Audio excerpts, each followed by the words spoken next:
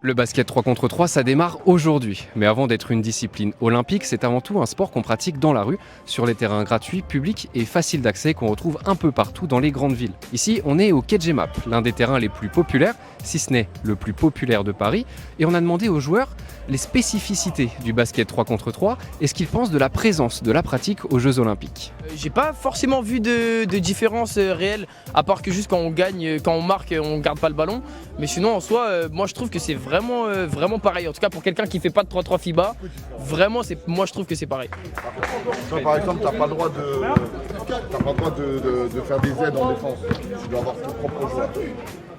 Tu peux pas laisser un joueur seul. Ouais. Tu vois. Bon, après moi, dans... Obligation de défendre. Ouais. Pas tricher. Après moi, dans tous les cas, je défends pas, donc en vrai, ça me. C'est à peu près les règles du street. C'est juste qu'ils ont un peu, ils ont un peu mieux fait les règles. Quand tu marques en streetball, tu gardes la balle.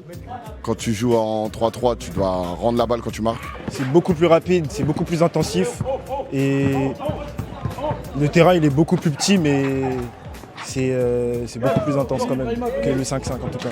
Le 3-3, ça ressemble beaucoup au street parce que déjà, c'est un mode de jeu où il se passe quelque chose tout le temps. Moi, je trouve que ça se ressemble aussi beaucoup dans la créativité. C'est-à-dire qu'en 3-3, tu peux beaucoup plus exprimer ton jeu et ta créativité, tes dribbles et tout, un peu ce que tu sais faire, comme c'est le cas en street. Tu as un temps de jeu, donc tu as un temps d'action. Tu peux pas rester à un endroit plus de 5 secondes, c'est siffler faute. Il y a des temps morts. Comme je le dis, street, c'est nous et nous-mêmes, c'est nos règles. Donc t'es content, t'es pas content, t'es pas content. Ouais, en bas, là, un peu, s'il te plaît. Je pense vraiment que le 3-3 au JO, c'est vraiment un pas vers l'avant. C'est vraiment accessible à tout le monde. Tout le monde peut y jouer, les jeunes, les vieux, les riches, les pauvres, toutes les nationalités. Voilà, tout le monde s'y retrouve dans le 3-3. Tout le monde s'y retrouve. C'est une très grande avancée pour le basket et même pour le sport en général. C'est-à-dire que ça fait qu'on donne plus de crédibilité, on va dire, au mode de jeu que la plupart des gens pratiquent. En réalité, il y a beaucoup plus de gens qui jouent au basket dans la street que de gens qui jouent les JO, forcément. Donc moi, je trouve ça vraiment super bien. Ça donne une espèce d'aspect positif à ce que les gens font dehors et je trouve que c'est vraiment une grande avancée pour tout en vrai. On peut aller sur les playgrounds, jouer en 3-3, s'initier beaucoup plus facilement sans forcément de payer une licence ou quoi.